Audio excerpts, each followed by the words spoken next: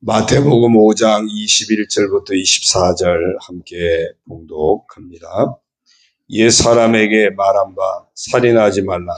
누구든지 살인하면 심판을 받게 되리라 하였다는 것을 너희에게 들었으나 나는 너희에게 이르노니 형제에게 노하는 자마다 심판을 받게 되고 형제를 대하여 라가라 하는 자는 공회에 잡혀가게 되고 미련한 놈이라 하는 자는 지옥불에 들어가게 되리라. 그러므로 예물을 제단에 드리려다가 거기서 내 형제에게 원망 들을 만한 일이 있는 것이 생각나거든 예물을 제단 앞에 두고 먼저 가서 형제와 화목하고 그 후에 와서 예물을 드리라. 아멘. 할렐루야. 오늘도 주님과 함께 하시는 복된 하루가 되시길 주님의 이름으로 축원합니다. 오늘 정체성 선포 성경 통독은 출애굽기 21장에서부터 23장입니다. 23장 20절에 보면은 하나님께서 모세에게 그런 말을 쓰네요. 내가 사자를 너보다 앞서 보내어서 길에서 너를 보호하고 내가 너를 예비한 곳에 이르게 하겠다. 약속의 말씀에 근거해서 우리 한번 따라서 한번 선포해 볼까요? 나는 하나님이 보내신 사자가 앞서 인도하는 사람이다. 여러분 모두는 하나님이 보내신 사자가 앞서 인도하시는 그런 복된 사람입니다. 먼저 임원으로서 갖추어야 될 오늘은 자세에 대해서 잠깐 살펴보겠습니다. 어쩌면 임원 역할의 가장 기본이라고 할 수 있습니다. 자, 먼저 첫 번째는 경건의 자세를 놓치지 말아야 됩니다. 늘 예배자의 삶이 살아있어야 되고요. 항상 기도하는 모습을 통해서 하나님의 능력을 힘입어 사명 감당할 수 있어야 되고 말씀을 사모하는 자세를 놓치지 않음을 통해 하나님의 뜻을 따라 사명 감당해야 되고요. 자신의 심령을 병들게 하거나 덕을 세우지 못하는 그런 불평과 원망은 내려놓고 범사에 감사하며 헌신하는 그런 삶의 자세를 놓치지 말아야 됩니다. 두 번째는 충성된 자세를 놓치지 말아야 합니다. 그러려면 늘 겸손히 봉사해야 되고요. 주님의 일을 우선하는 자세를 놓치지 말아야 됩니다. 나를 충성되게 여겨서 사명을 맡겨주셨다는 그 믿음으로 인해서 기쁨과 감사로 헌신할 수 있어야 됩니다. 죽기까지, 끝까지 충성하는 자세를 해야 되고 끝까지 참고 인내할 수 있어야 합니다. 그래서 정말 주님 앞에 선한 청지기가 되어져야 됩니다. 이처럼 우리 모두 경건한 자세, 충성된 자세를 놓치지 않는 그런 복된 임원이 다 되시기를 주님의 이름으로 부탁을 드립니다. 이제 오늘 말씀을 보겠습니다. 오늘 말씀의 제목은 끊을 수 없는 사랑의 관계입니다. 어제도 말씀드렸듯이 우리 신앙생활 또 우리 사명 감당을 잘하려면 정말 하나님과의 관계가 살아있는 속에서 그 다음 관계는 다 인간관계입니다. 그만큼 인간관계가 중요합니다. 그 인간관계를 제대로 하려면 우리가 가져야 될 어떤 마음의 전제가 분명해야 됩니다.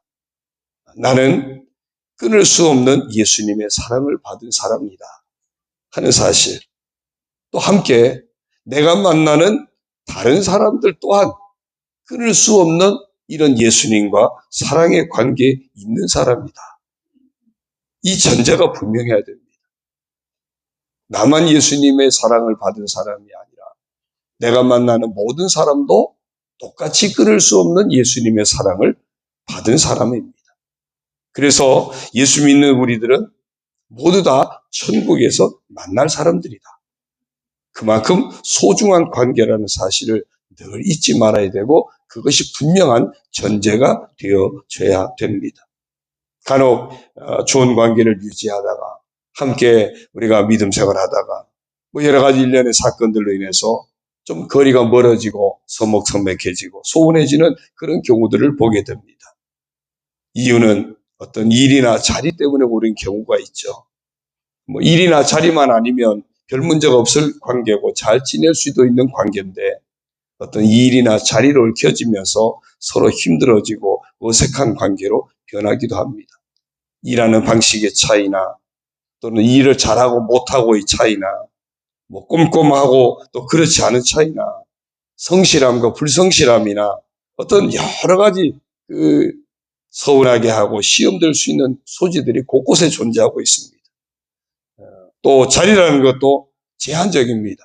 누군가는 직임을 받고 누군가는 직임을 받지 못하는 경우에 처하기 때문입니다. 그럼에도 우리는 또한 늘 만나야 하기 때문에 그게 때로 힘든 겁니다. 피할 수도 없습니다. 가정의 경우도 마찬가지 아닙니까? 그럼에도 늘 같이 살아야 될 부부입니다. 늘 모셔야 될 부모님이기도 합니다. 그런 어떤 서운함이 내 삶을 정말 결정짓지 않도록 우리가 늘 깨어 있어야 되고 조심해야 된다는 겁니다. 또 서로 이렇게 관계가 서먹해지는 또 다른 이유는 서로 다름을 인정하지 못하는 데서 옵니다. 다름을 인정하지 못하고 틀리다고 여기고 옳고 그름의 잣대로만 판단하려고 하다 보니까 그래서 많은 문제들이 생겨나게 됩니다. 예수님이 승천하시기 전에 베드로에게 마지막으로 하신 말씀이 요한복음 21장 18절에 이렇게 나와 있습니다. 내가 진실로 진실로 너에게 이르노니 네가 젊어서는 스스로 띠띠고 원하는 곳으로 다녔거니와 늙어서는 내 팔을 벌리니 남이 네게 띠띠우고 원하지 아니하는 곳으로 데려가리라. 쉽게 설명하자면 이런 말이에요. 베드로에게 야 베드로야 젊어서는 네 성질대로 살았지만 이제는 네 성질 죽여라. 그리고 내가 원하는 대로 살아라. 십자가에서 너의 성질 죽었으니 이제는 내 뜻대로 살아라. 베드로에게 그런 말씀을 하시고요. 존 비비어라는 사람은 이런 말을 했습니다. 자신이 옳다는 것을 증명하는 것보다 넘어진 형제를 도와주는 것이 더 중요하다. 사랑이 정의보다 중요하다. 정말 우리가 살아가는데 정말 필요한 말이 아닌가 싶습니다. 우리가 무슨 일을 하든지 제일 중요한 것은 영혼을 살리는 것입니다. 아무리 잘했어도 영혼을 죽이는 일을 했다면 그것은 잘못한 것입니다. 세상의 방식은 누군가를 이겨야 더 높은 자리에 올라갈 수 있습니다. 그러나 하나님 나라는 누군가를 나보다 낮게 여기며 낮은 자리에서 섬겨야 올라가는 것입니다. 세상의 방식은 인정사정 볼 것 없이 남은 깎아내리고 자신을 부각시켜야 되는 삶입니다. 그러나 하나님 나라 방식은 남을 더 높여주고 자신은 한없이 낮아지는 삶입니다. 세상의 방식은 격려보다는 압박을 통해서 결과를 거두어야 하는 삶입니다. 그러나 하나님 나라의 방식은 사랑과 선행에 대한 격려를 통해서 서로를 일으켜 세워주고 함께 나아가는 삶입니다.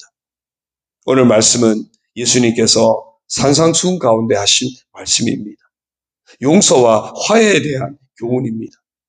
우리가 신앙생활을 승리하기 위해서 신실한 사명자가 되기 위해서 하나님 앞에 참된 예배자로 설 수 있기 위해서 우리가 가져야 할 마음 자세, 그것은 무슨 일이 있어도 용서하고 화해하는 삶의 자세라야 한다는 것입니다.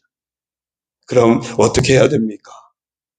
우리가 주님을 사랑하기 때문에 여러 사명을 감당하죠. 그런데 때로 그 사명 때문에 우리가 실족할 때가 있습니다. 그 사명 때문에 시험에 들 수도 있습니다. 이와 반대로 다른 사람을 실족하게 하는 경우도 있습니다. 내가 의도했던 그렇지 않던 그런 경우들은 일어나게 되어 있습니다. 먼저는 나로 인해서 다른 사람이 시험 들었을 때입니다. 나는 그 사람이 왜 그렇게 시험에 들었는지 이해하지 못할 수도 있습니다. 그러나 그가 그렇게 느끼고 있다면 우리 스스로를 낮추고 기꺼이 사과할 필요가 있다는 겁니다.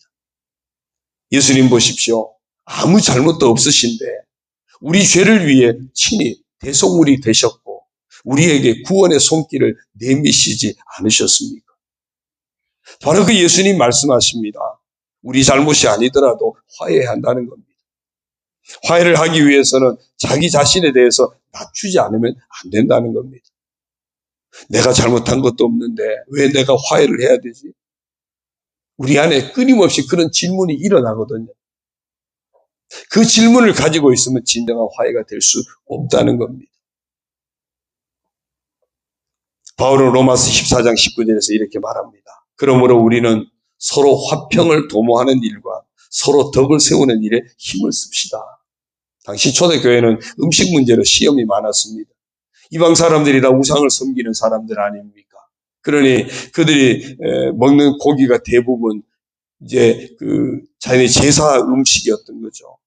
마치 고사를 지내고 나온 그런 것과 같은 음식이었습니다.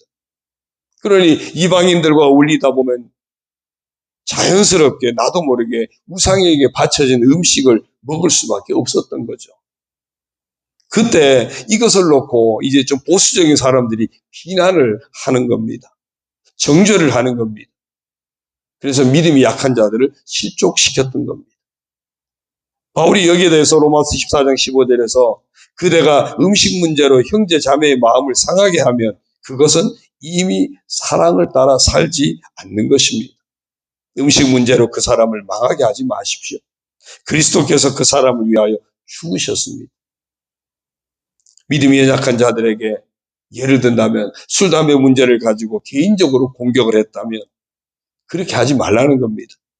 그 사람이 성령 충만하게 되면 자연적으로 끊게 되는 겁니다. 오히려 그 영혼이 믿음 안에서 잘 자랄 수 있도록 옆에서 사랑으로 잘 섬기고 도와준다면 결국은 성령께서 도우셔서 술, 담배도 끊을 수 있게 한다는 겁니다. 그러므로 우리가 할 수 있는 것은 사랑으로 섬기는 겁니다. 서로 화평을 도모하는 것입니다. 서로 덕을 세우는 일에 힘을 쓰는 것입니다. 어쩌면 우리가 하나님 앞에서 그렇게 살기에도 부족한 것이 우리 인생 아니겠습니까? 때로 어색한 관계가 될 때가 있습니다. 저분이 왜 나한테 저렇게 할까? 내가 잘못한 것도 없는데. 그런데 사실 내 안에 그런 불만을 품고 그 사람에게 다가가면 화평을 도모하기가 어렵습니다. 그만큼 어색하기 때문입니다. 우리의 자아나 어제 사단이 이용한다 그랬죠. 우리의 자존심은 자기 자신을 계속 두둔하게 만듭니다. 내가 거룩하니 너희도 거룩하라고 말씀하셨죠. 그 말씀은 자신의 자존심 내세우지 말고 주님의 말씀에 이유 없이 순종하라는 말씀이라고 해석할 수 있습니다. 그때 우리가 거룩한 인생을 살 수 있기 때문입니다. 야고보서 3장 16절이야 이런 말씀을 합니다. 시기와 다툼이 있는 곳에는 혼란과 모든 악한 일이 있습니다. 오직 위로부터 난 지혜는 첫째 성결하고 다음에 화평하고 관용하고 양순하며 긍휼과 선한 열매가 가득하고 편견과 거짓이 없나니 화평하게 하는 자들은 화평으로 심어 의의 열매를 거두느니라. 하늘로부터 난 지혜는 기꺼이 양보할 줄 아는 것입니다. 개인적인 의견 충돌에 목을 뻣뻣이 세우고 완고하게 대하는 것이 아닙니다. 경건한 지혜를 따르는 사람들은 진리에 위배되지 않는 한 다른 사람에게 양보하고 다른 사람의 시각에 맞추는 것을 기분 상해하지 않는다는 겁니다. 어떤 이유가 되었던 내가 알고 그랬던 모르고 그랬던 나로 인해 상처를 받은 사람에게 우리는 모든 것에 관용과 양순과 긍휼로 화평하게 하는 삶을 살아야 합니다. 반대로 내게 상처를 준 사람에게는 그럼 어떻게 다가가야 합니까? 주님의 방법대로 해야 합니다. 주님이 어떻게 하셨습니까? 죄인된 우리에게 하신 주님의 방법이 무엇입니까? 로마서 5장 8절입니다. 우리가 아직 죄인 되었을 때에 그리스도께서 우리를 위하여 죽으심으로 하나님께서 우리에 대한 자기의 사랑을 확증하셨느니라. 진정한 사랑은 찾아가는 사랑입니다. 우리는 하나님을 대적하고 죄를 지었습니다. 하나님과 원수가 되었습니다. 그러나 하나님은 그런 우리와 화해하기 위해서 예수님을 보내셨습니다. 그 예수님은 우리를 위한 화목제물로 십자가에 피 흘려 죽으셨고 우리와 화해하셨습니다. 우리도 그렇게 할 수 있어야 한다는 겁니다. 풍성하게 부어진 그리스도의 사랑이 내 가운데, 우리 가운데 확실하게 믿고 있다면 우리가 진정으로 하나님의 사랑을 체험했고 그 사랑이 내 안에 살아있다면 그렇게 할 수 있습니다. 항상 돌아보면 문제 가운데 붙들렸을 때는 하나님의 그 사랑이 내 안에 역사하지 않을 때더라는 거죠. 내 안에 계신 하나님의 사랑이 나를 그렇게 이끌어 가셔야 합니다. 이것이 곧 예수님으로 사는 사람입니다. 하나님께서 우리에게 먼저 손을 내미셨습니다. 미켈란젤로의 그 천지 창조 최후 심판이 이제 로마 바티칸의 그 예배당에 그려져 있다고 합니다. 그 그림에서 하나님께서 손을 내밀어서 아담에게 향하고 있는 그런 그림이 있다고 합니다. 아담은 소극적으로 손을 내미는 둥 마는 둥 그렇게 표현되어 있지만 하나님은 굉장히 적극적으로 아담을 향해 손을 내뻗고 계시다는 겁니다. 우리가 탕자의 비유에서도 탕자의 태도와 아버지의 태도가 전혀 상반됩니다. 정말 적극적인 포용은 아버지입니다. 이것이 아버지의 마음입니다. 하나님의 인류를 향한 사랑의 마음, 적극적으로 화해하고 싶어 하시는 마음입니다. 우리가 죄인임을 알고 하나님을 향할 때 우리를 향해 이미 내밀고 계신 하나님의 손길을 발견하게 되지 않습니까? 그때 그 하나님의 손길은 어떤 조건이 없습니다. 무조건적입니다. 우리를 정죄하기 위해서가 아니라 우리를 구원하시기 위해 내미는 손이기 때문입니다. 우리는 화해하러 갔다가 오히려 나빠져서 오는 경우도 있습니다. 많은 경우 내 마음의 정죄감을 가지고 화해하려 하기 때문입니다. 내가 옳지만 내가 100번 양보해서 간다고 생각하기 때문입니다. 나도 역시 죄인이라는 겸손한 마음으로 가는 것이 아니라 나는 의인이고 너는 죄인이라는 그런 속마음을 가지고 가기 때문에 풀리질 않습니다. 서로의 마음은 서로를 비추는 거울과 같다고 했습니다. 잠언 27장 19절에 보면 물에 비치면 얼굴이 서로 같은 것 같이 사람의 마음도 서로 비치느니라 그랬어요. 그러므로 우리가 서로를 대할 때 항상 주님의 사랑과 겸손, 진실함으로 상대를 존중할 때 진정한 화해가 이루어지고 하나됨이 이루어지게 된다는 겁니다. 에베소서 4장 1절부터 3절을 보면요. 그러므로 주 안에서 같이 내가 너희를 권하노니 너희가 부르심을 받은 일에 합당하게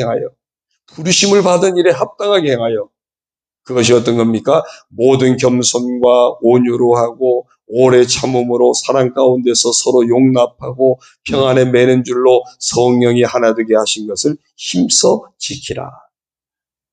사랑과 용서, 우리에게 그것이 없었다면 우리는 구원받을 수 없었습니다.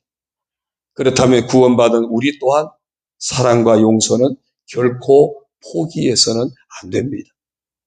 무슨 일이 있어도 하나님의 사랑으로 하게 되면 실패하지 않습니다. 사랑은 결코 실패하지 않습니다. 그리스도의 사랑이 우리를 강권하여 우리를 구원하셨듯이 우리 안에 계신 끊을 수 없는 그리스도의 사랑으로 우리가 모든 사람을 대하고 삶을 살아갈 때 진정한 자유의 삶을 살 수 있습니다. 그때 우리가 어떤 사랑의 봉사를 하든지 간에 조건이 없는 봉사가 될 것이고 그 사랑의 봉사로 인해서 상처받는 일도 결국에는 다 극복하고 승리하게 될 것입니다. 결론은 하나님의 사랑입니다. 사랑은 결코 사라지지 않습니다. 시들지 않습니다. 세상 끝날까지 함께 하시는 하나님의 사랑이 여전히 우리 안에 부어져 있기 때문에 우리가 끝까지 예수님을 놓치지 않고 예수님을 바라보고 나아간다면 그 사랑은 우리를 통해 세상으로, 교회로, 봉사의 삶으로 흘러가게 될 것입니다. 바울은 빌립보 교인들을 위해서 이렇게 기도했습니다. 빌립보서 1장 9절 이하 11절입니다. 내가 기도하는 것은 여러분의 사랑이 지식과 모든 통찰력으로 더욱더 풍성하게 되어서 여러분이 가장 좋은 것이 무엇인가를 분별할 줄 알게 되는 것입니다. 그리하여 여러분이 그리스도의 날까지 순결하고 흠이 없이 지내며 예수 그리스도께서 주시는 의의 열매로 가득 차서 하나님께 영광과 찬양을 드리게 되기를 나는 기도합니다. 사랑하는 성도 여러분, 사랑은 단순한 사랑이 아닙니다. 인간적인 사랑이 아닙니다. 혼적인 사랑이 아닙니다. 사랑은 감정으로 하는 것을 넘어 순종으로 나가는 것입니다. 내 안에 부어져 있는 하나님의 사랑으로 순종하는 것이 곧 사랑입니다. 우리는 자꾸 하나님의 사랑을 어떤 혼적인 감정적인 사랑으로 깎아내리려고 할 때가 있습니다. 감정적인 것으로 자기 만족을 위한 어떤 정서적인 사랑으로 사랑하려고 할 때가 있습니다. 이런 것은 다 조건적이 됩니다. 당장은 좋아 보이고 당장은 정서적으로 느낌이 있을지 모르지만 그것은 힘이 없습니다. 조건이 없는 한없는 사랑으로 내미시는 그 하나님의 손길, 하나님의 사랑이 답입니다. 끊을 수 없는 하나님의 사랑이 우리 속에서 강력하게 역사하고 계심을 믿고 그 사랑을 힘입어서 형제와 이웃을 향한 사랑의 요청에 순종함으로 응답하는 우리의 삶이 되기를 주님의 이름으로 축원합니다. 사랑이 답입니다. 오늘의 퀴즈입니다. 임원으로 갖추어야 할 두 가지 자세, 그리고 에베소서 4장 1절부터 3절 가운데 있는 부르심을 받은 일에 합당하게 행하는 모습이 어떤 것인지 성경을 통해서 찾아서 문자로 보내주십시오. 우리 함께 중보기도문으로 함께 기도하겠습니다.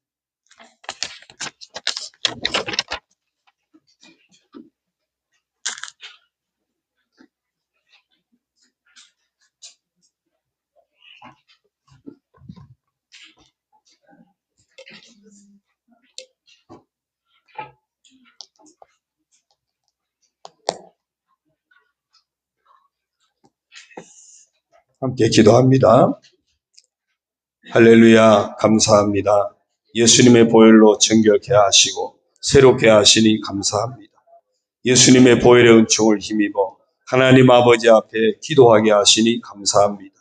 사랑으로 서로를 품고 중보하며 기도하는 중에 응답의 은총과 교제의 은총을 베푸심을 믿고 감사드립니다.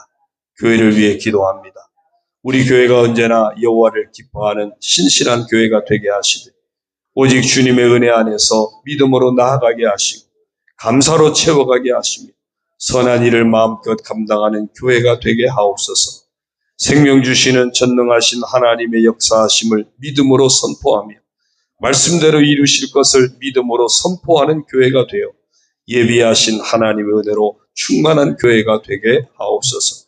세상이 어둡고 혼란하기에 더욱 깨어 복음의 빛을 비추며 하나님의 영광을 나타내는 교회가 되게 하옵소서. 성령의 역사하심을 힘입어 예배와 말씀과 기도 중심의 교회, 사랑으로 서로 격려하고 교제하고 돌보는 돌봄 중심의 교회, 복음의 증인되어 영혼 구원의 사명을 감당하는 증인 중심의 교회가 되게 하옵소서. 모든 사명자들이 마음을 모아 주님의 피로 값주고 사신 교회를 건강하고 행복하며 아름답고 복된 교회로 함께 세워가는 사명을 잘 감당하게 하옵소서. 임원들이 주님의 몸된 교회의 부흥을 위해 앞장서게 하시며 마음껏 하나님 앞에 쓰임받을 수 있도록 성령의 충만한 능력으로 붙들어 주시며 감당할 수 있는 믿음을 더하여 주시며 영육의 건강의 복과 가정의 복과 물질의 복도 허락하여 주옵소서. 아동부와 학생부, 청년부 등 다음 세대의 부흥을 주옵소서. 다음 세대가 준비되므로 아름답고 튼튼하게 세워져가는 건강한 교회가 되게 하옵소서. 이 소중한 사역에 부름받아 신실함으로 순종하는 교사들에게 합당한 은혜와 복으로 채워 주옵소서. 사명감을 가지고 기쁨과 감사로 감당하게 하시며 이 귀한 교사들을 통해 교회학교가 더욱 성장하게 하옵소서. 각 부서와 속회와 남녀선교회, 찬양대와 찬양단 등 기관들의 활성화와 활발한 사역이 이루어지게 하시며 이끌어가는 사역자들에게도 크시는 총으로 축복하여 주옵소서. 매월 전도의 날, 반찬 나눔 선교, 개별 전도 등 영혼 구원을 위한 다양한 전도 사역에 복을 내려 주셔서 이 땅의 복음화에 귀하게 쓰임받게 하여 주옵소서.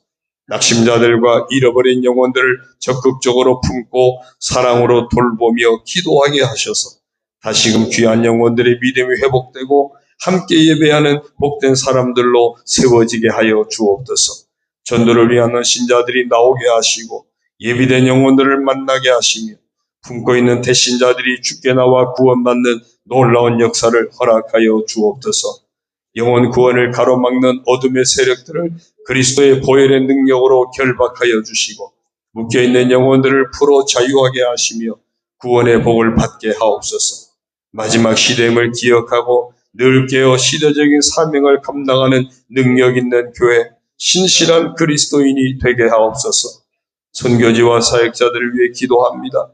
우리 교회가 선교하는 광주교회 최다웅 목사님, 남해고현교회 양재원 전도사님, 하동제일교회 박요한 목사님, 열린교회 이호일 목사님, 한련농화교회 이태훈 목사님, 중무은혜교회 김순덕 목사님, 한소망교회 심상훈 목사님, 사천보문교회 백대현 목사님, 평택하늘교회 부한슬 목사님, 사랑의 교회 김택미 목사님을 축복하셔서 교회가 부흥되게 하시고 건강하고 행복한 사역이 되도록 복을 내려 주옵소서.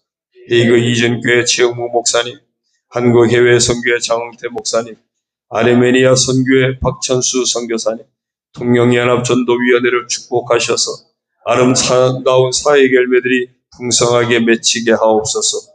교우들과 그들의 가정을 위해 기도합니다. 모든 교우들이 예수님 모시고 살아가는 신앙생활의 은혜와 복을 놓치지 않게 하옵소서. 모든 교우들의 삶과 그들의 가정을 지켜주셔서 복되고 평안하게 하시며 믿음으로 승리하게 하시고 신앙의 명문 가정을 이루게 하옵소서. 아직 믿지 않는 가족들도 다 예수님 만나 구원받는 복된 가정 이루게 하여 주옵소서.